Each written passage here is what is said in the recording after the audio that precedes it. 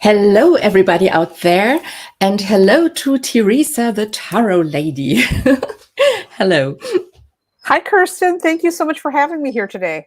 Yes, thank you for being with me. I know you are an extremely busy person, and it's very kind of you to take the time to be here with a live chat.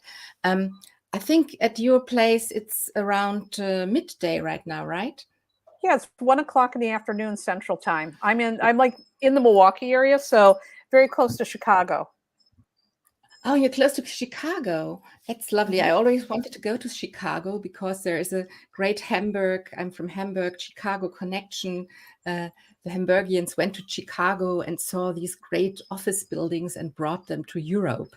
So we look a bit like Chicago at places here.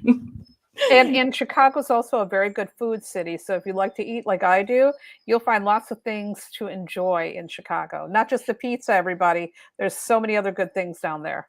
And isn't there also a tarot conference in Chicago? There used to be a long time ago, and that conference dried up. The main conferences right now, there's one in New York, but they've been sidelined because of COVID. And then there's another one in Portland that's coming up in October. There is also one in the Midwest that happens in February, and that's in Minnesota. And there's a new one called Tide that happens in Dallas, and they had their first inaugural thing a couple of weeks ago. So there's a couple here. That's great. We don't have so many conventions in Germany, unfortunately, but I always go to the one in London with Kim Arnold. Have you been there already with Kim at the Tarot conference? No, I have not. I was actually supposed to do one of the Tabby conferences many years ago, and for some reason, we had such bad luck. It's like my plane didn't get off the ground one day. The next day, they told us come back again. The plane, there was a storm, we couldn't go. Then I came back a third time, and the third time they're like, nope, we're not flying. The plane got canceled. So I actually never got over there and had to throw something together online. And this was before the online stuff really started taking off. It was a hot mess. That was as close as I got to England. And that was again, it's Tabby, not the Kim Arnold thing. Yeah, but they work together, and perhaps, I'm sure Kim will invite you at one point because you are really a major star, I think. And you have been doing tarot for so long. As a professional, you have been working for about how long? I've been reading tarot for over 40 years, and I worked as a professional tarot reader for 30 of those years. Wow, I'm really impressed. And especially today, I took a longer look at your web page, and I really think it's amazing. I actually have to share it if I manage with my very somehow broken Mac. hold on for a sec. There it is. Because I really like your webpage. It's so nicely designed, and you have such fabulous photos on it. And what I extremely like about your webpage is that the slogan here, the cards tell a story, but you write the ending. It's excellent. Thank So you. yeah, I'm really impressed, and you do so much. I mean, you can see it here on the top. You do readings, obviously, but not so many as you used to do. I think you're Actually, I retired from doing readings in 2020. wow. To focus on my writing and teaching career. So I left that behind. I say it's on hiatus. I don't know if it'll come back or not. I say if people are interested, sign up for my newsletter, join my Patreon, because I'll announce it there. I will not announce it on social media if I return to doing readings, but I'm so busy with writing and teaching, and that's where my heart is right now. So, I put everything on hiatus a few years ago. Yeah, so you mentioned it already. You have been writing many books. I think we couldn't meet earlier because there was a deadline for another Yep. book right now, wasn't it? And Yep. and what is it about, and when will it be out?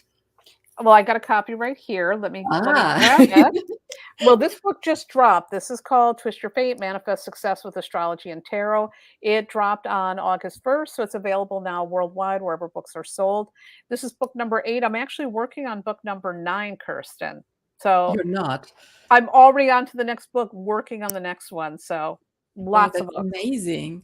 But as I read on your page as well, you're a Gemini, so obviously writing is something you do really, really well. And of course, you're doing also a lot of talking. I Yep. just watched also your morning hour, or whatever you might call it, on Instagram. You are there as the tarot lady on Instagram, Mhm. and you really chat and chat and chat. It's quite amazing. Yeah, that's actually not easy to do, to be like a one-person show up there chatting, and then you have all the comments, and you wanna, like, try to see if there's any comments you need to address, and it's not always possible, it's very hard, but I'm there Monday through Friday giving people the forecast and chatting about whatever's on my mind, so it's a lot of fun, and I also pull cards for every sign of the zodiac every one of those days too. Every day. Wow. Just Okay. 5 days a week. The weekend, I am offline as much as possible. Okay, that's cool then. Yeah, but Mhm. I'm amazed, and um, as I said, you're chatting a lot. You also have 3 podcasts I saw on your page. One One has seemed, been retired, actually. yeah, Talking Shop we're no longer doing, but the other 2 are still ongoing. yeah. So one is called Tarot Bites, Mhm. which is obviously about tarot in Yep. tiny bites, so to speak. Then you have Astrology Bites, which is Mhm. also, I think, the same concept, just with astrology. And the third one was about professional work as a tarot reader. Is this right? Yep. So we had, Bree Saucy and I, we're really good friends. We both love to talk business. We talk business all the time. And we did that podcast for a number of years. We've had guests on there. We talked about every aspect of business to help people have a resource for their tarot businesses, because one of the things that we felt is there weren't many good resources. There was just very little, and tarot business and metaphysical business is very different than another business. So if you're taking a business class with someone on business, it's not going to have the same concerns that we have as readers. So we did that for a number of years, and then Bree had her second child, and I was so busy with writing. We're like, okay, that's enough. We gave everyone what they need to know. Hopefully, they're going to do something good with it. So that one ended, I think, like 3 years ago. Hmm. I just saw the last one was about the Saturn-Jupiter conjunction. So Yep. it was 2020, end of Oh yeah. 2020. I haven't listened to this podcast, but um, even before I wanted to talk to you about podcasting last year, I started listening to bits and pieces on your tarot bites, and Mhm. it's really lovely. I don't remember when you started doing the podcast. It's been up for quite a while. I don't remember either. Uh, gosh, I don't remember, but it's been up for a number of years. And I started the Tarot Bites and Astrology podcast. My whole concept was, okay, we want to get information out there. I'm a Gemini. I love sharing information, but I also know that people are busy. And so sometimes they don't have time to listen to a big, long podcast. So they were engineered to be short episodes to help people learn to read tarot and also to learn the ins and outs of astrology. And I've also had guests over the years. And so some of the podcasts have been a little bit longer. You know how it is when you get to talking with somebody. But generally, I try to keep things as concise as possible and to get as many different insights also as possible. So that way, as readers, we can be well rounded. And I think that's very important to have many different sources of knowledge and different schools of thought. Here in Germany, there are no really successful tarot podcasts, I have to say. I see people starting one, but then it vanishes immediately. In the States, I think there are quite a few podcasts on tarot, specialized on tarot. We don't know how long yours been running, but it's around 240 sessions you've been doing. And I think you do it once a week. So it must have been running for quite some time. Do you have the impression that people that this is something you reach people well with in comparison, for example, to other social media? Well, podcasting is not really a social media, but do you know what I mean? Well, judging by how many people write to me and tell me that the podcast has helped them, I think we probably reach a lot. I think both podcasts together have been downloaded. Terabytes has been downloaded almost 2 million times, and the other podcast almost a million times. It's not quite there yet. Astrology Bites is a little bit newer. And my podcast, I got to tell you, I'm never out there worrying about stats. I don't care about that. I don't care about how many numbers or anything. I'm always thinking there's one person who needs this information and I'm going to get it to that one person. So, really to be frank, I know a lot of people, this is, I think, why they get discouraged is if right away they're not seeing results, they think, well, why am I doing this? And my whole concept behind everything I do is I'm just sharing information. If it lands, great. If nobody listens, that's okay too. I'm going to get the information out there and I don't worry about the stats at all. I also don't do any advertising on the podcast. I get people all the time, can we sponsor your podcast? Can we do an advertisement? I'm like, nope, we're keeping it ad free. And that way my hands can remain clean and I don't feel like I have to sell something. It's never about that. We're just sharing information. That is it. And I got to tell you, so often I have people contact me and they're like, I want to come on the podcast. I want to talk all about my deck. And I'm like, no, you can't. Nah, you don't get to do that. You have to be here to teach something. You will be able to talk about your deck, but if you're not teaching anything and sharing information, I'm not interested in being a shill. That's really lovely and probably the best way to get recognition, because if you don't have this urge to earn or sell something, it's the best approach, I think. That's what I see when people are really successful for a long time. And well, as I said, you are come really. If I look at your webpage or what you're doing on Insta or whatever, you're really a pro. I am really envious, I have to say. I'm just doing my thing. That's all I'm doing is my thing. And Yeah, it's really funny too, because sometimes, I'll get people say, "Oh, well, you should polish this or do that." I'm like, I'm an old school punk rocker. I'm just doing my thing and I'm not trying to be anybody but me. And my goal always, again, it's just share information. So I don't care about the polishing. I don't care about the stats. I don't care about advertisements. It's never about that for me, because as soon as it becomes about being polished and perfect and making money and monetizing everything, well, then my incentive is going to change. It's going to be feeling like a drag. I'm not going to have fun doing it. If I'm not having fun doing it, I don't want to do it. so we already learned that if you want to start a podcast, you best do it because you want to share information and help people who are busy learning while they're jogging or whatever. What do you think else is needed to have a successful podcast, which is not disappearing after 3 or 4 months? Right, right. I think, well, first of all, you have to have a passion for what you're doing, period. All of my friends who have podcasts, I've got a friend who's got a true crime podcast. It's super successful. She's also got a podcast, Hamilcast, about the Hamilton musical. Super mega successful. And the thing that she has, her name is Jillian. Hi, Jillian. Jillian and I are both passionate about our topics. And I think if you have passion, real, true passion, and you're not worrying about all this other nonsense about, oh my God, I'm doing this to get famous or I want to make a lot of money, you're going to be driven and everything will work out for you then. Because I mean, I think it's that simple. And that may sound like kind of like blocks, but it's like, no, if you're passionate, you're not going to give it up. I see people also, they'll start a podcast, they give up after a while. Well, I'm not getting any people to it. It's like, you got to give it time. And if you're really into your topic, you're not going to care about that. You know, eventually they're going to come. And even if they don't come, your passion has to override your desire for numbers or followers. Otherwise, I mean, you're going to be very disappointed in the beginning. And that's why I think a lot of people give up. But again, I mean, when these podcasts first came out, we had very few listeners. And that didn't matter to me. It's like, yeah, but I'm getting the information out there. I'm excited. I'm like Santa Claus. I'm sharing this gift, the gift of knowledge. And I think that's why it's endured so long. So you don't have to be fancy. You do not have to have a lot of money to do a podcast.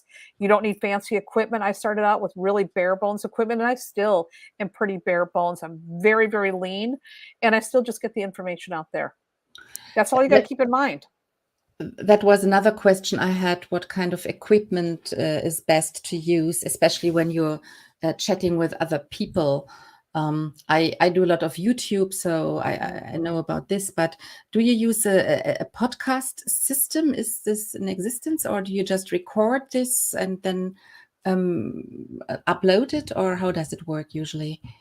So I have a Sony headphones, and I also have a Rode, what you would call it, microphone. I used to have a Snowball, but I got rid of it. The Rode is a lot better. It really seems to pick up it seems to pick up my voice a lot better. So I work with that, and that's my physical equipment. I will record if I'm doing a solo thing. I'll record on GarageBand. I have a Mac, by the way. I don't know what you would use if you don't have a Mac, but I'm a Mac girl all the way. If I'm recording with other people, then I will do the interview over Zoom, and I load it up onto GarageBand. And then once it's on GarageBand, I can edit, and I can add the intro music and the outro music. I have a little jingle that I purchased off some website that offers jingles. And then what I do is I run it through some kind of a program called the Levelator, which helps to even out some of the recording, because I'm not a sound engineer. And in the beginning podcasts, I really had some sound issues, and some people bitched to me about it. I'm like, first of all, I'm hard of hearing, so I can't tell how the mix is. So sorry. And second of all, I don't care if it's not perfect, because I'm just getting information out there. And I think it was my friend Donna Lay, who is a podcaster also, who told me about Levelator. And then what I do is I have a program, that a subscription called Podbean, podbean.com. And that's what I use to put it out there into the world. So once you record it and I run it through Levelator, then I load it up to podcasts or to Podbean, and boom, boom, boom, done. It actually goes pretty fast. Amazing. And did you, when you started out with the podcast, did you have a concept?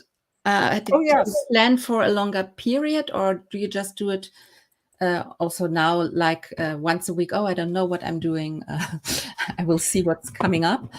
Well, now, because my writing career is so demanding, I don't always have time to do it weekly. So sometimes it'll be some time before there is an episode. So they're not as regular as they used to be.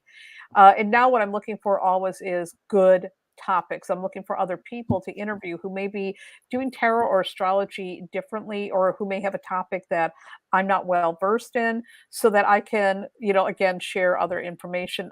Recently on Astrology Bites, I had Rebecca Gordon talking about astrocartography, which people had written to me and say, hey, will you get someone on there talking about that? I'm like, I'll find somebody. So I'll go out and look for people. Sometimes people come to me, and it's always like, who's got something interesting, an interesting spin? Who just wrote a book? What is that topic on? What is this book teaching me? And how can we turn that into an episode? So, it's a little bit of hunting, and a lot of it now depends on my time, and I'm just really, really busy with writing. So it's not as regular as it used to be, but I still manage to pump out like at least 1 or 2 episodes every month, generally. How did this writing career take off um, so busy? Well, I mean, sorry, my English is not very good tonight. I'm a bit tired. No, I understand what you're saying. So Okay. for my writing career, I had been blogging for a number of years and teaching, and I really enjoyed blogging a lot, and I love to teach. And I was at some sort of a conference, and I was teaching a class on tarot, and there was an acquisitions editor in the audience, and she reached out to me and she said, "Hey, are you ever interested in writing a tarot book?" I said, "Yeah." She said, "We're looking to put a tarot book on our lineup," and I said, "Well, I'm definitely interested." And so after I got home from the conference, I sent out a note and came back with a proposal for them. And they wrote back. They loved it. They said, "Can you turn it into a coloring book?" I'm like, "Yes, I think that's a brilliant idea." And so then we created the tarot coloring book. And after that book came out, then I had Wiser approached me about a class I was teaching with Shaheen Miro called Tarot for Troubled Times. And they said, "Could you turn that into a book?" And we're like, "Yes." And so, I mean, that's how it all started. And since then, I've just never stopped writing books. Um, it just started to spill out of me. I mean, this sounds weird, but that is how it really started to happen. It's like once the first gate opened and I went through it and I got the first book out the door, it just seemed like, okay, I think I can do this. I think I know what I'm doing. And since that time, my process has refined. So I do a lot. I have like a private editor that I work with that I hire to fix my comma problem. But other than that, it's really about being disciplined. And once again, it's kind of like the podcast. I just really want to do it. So I sit myself down on that chair and I commit. Have you looked at your transit when this period started? Yes, I think Jupiter and Saturn were moving through the ninth house when it all started. I don't remember exactly anymore. I had a reading done by Ellen Fondelier and Heidi Rose Robbins for their show. It was actually on their show called Chart Your Course or Course. I forget the name of it. I always get it goofed up. Sorry, you guys. But they said there was something about a Jupiter transit was happening when my writing career really blossomed. Interesting. So you mentioned quite a few other podcasts. Are there any podcasts you would recommend for people who are really into tarot, apart obviously from yours? Because Ooh, I don't know the tarot scene so well on podcasting. it doesn't do as well as podcasts as it could. I know Lindsay Mack has one, it's like Wild Soul Healing. I know that one is out there. Mhm. And I believe Holly Enchanted has a podcast too. But off the top of my head, I don't know too many other tarot podcasts. I apologize. I know a lot of witch podcasts. It seems like there's a lot of those have been really successful, like this Witch Life has been doing really well. So, I mean, those podcasts seem to stand the test of time. But off the top of my head, I'm like kind of drawing a blank. And that just shows you're right. They really don't stick around very long. I don't know why. Yeah, yeah, yeah. Interesting. So we Germans don't have to feel so bad that it doesn't work out so Doesn't well. work out here. I mean, it seems like people will start like a YouTube channel to teach tarot, and you'll see like about 20 episodes, and then boom, nothing. Yeah, exactly. That's yeah. I mean, I started my YouTube channel when Corona started, just for fun Mhm. because I was bored like hell, Yeah. and it's I did it all the time from then, and it's really. I can also see that if you just stick to it, even if it's not so much, it grows and grows and grows. So I'm all for your theory Mhm. about this. It's also the same with tarot business. I got to say this, and this may sound like I'm being kind of the bummer. I've been in business for over 30 years now, and I will see people start a tarot business a lot of times because they think it's going to be easy money or they think it's going to be fun. And I'm like, this is actually really hard work.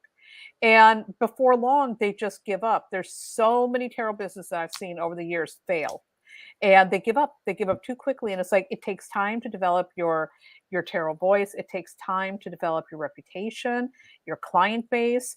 Everything takes time. This is not going to happen overnight, and often when it happens overnight, those often lead to a failure too because it's too much.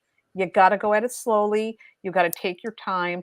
And that also, one thing I say for tarot people, if you want to start a successful business, you also have to keep learning. You don't read one book and become a tarot reader. You've got Yeah. to get your hands dirty. You've got to read for a lot of people before you go pro. And then you've got to take it one day at a time and be patient. Patience will pay off. I mean, I've been in this business. I've survived terrible recessions and economies and personal dramas and kept going because, again, I'm passionate about the work too. And that's the Yeah. key. You got to really I'm want it. somebody who goes online every morning and does readings for all the star signs definitely has dedication. Mhm.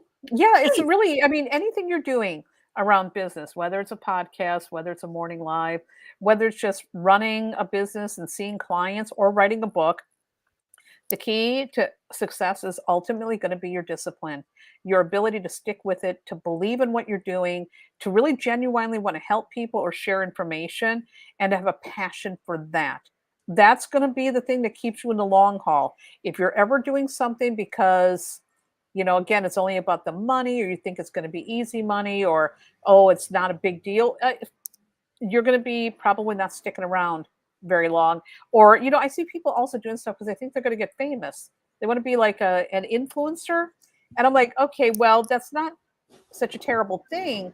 But again, if that's your only motive for the tarot business or astrology business for that matter, you're going to have a lot of big lessons coming your way. It's never as easy as it looks.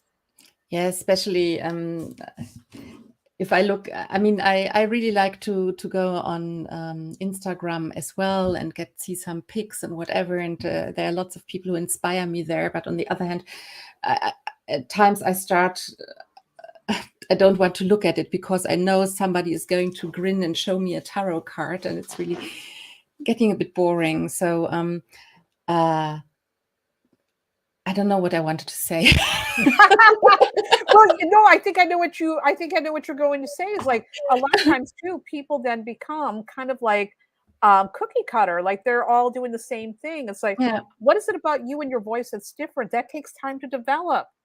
I mean, there's some people who get it right out of the gate, and there's a whole crop of young readers now that really seem to be doing some amazing work. Tatiana Tarot is one of them. She is out there. She's got her own voice, her own method. She's really brilliant.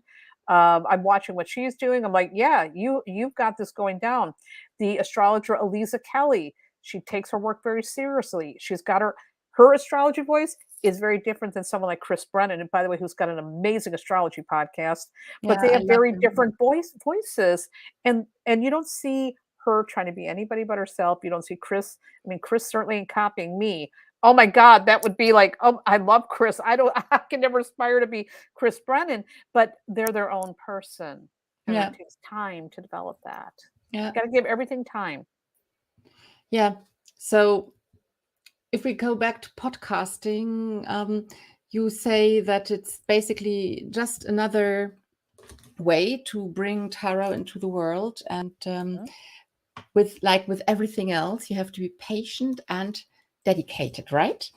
That is it, Kirsten. You have got to be, it's kind of like being a parent, right? I mean, when you have a child, we have a child because we love our partner maybe, or we want to have someone to love. And then when you have the child, you have to dedicate a lot of your life to that child, to loving it, taking care of them, making sure they have what they need.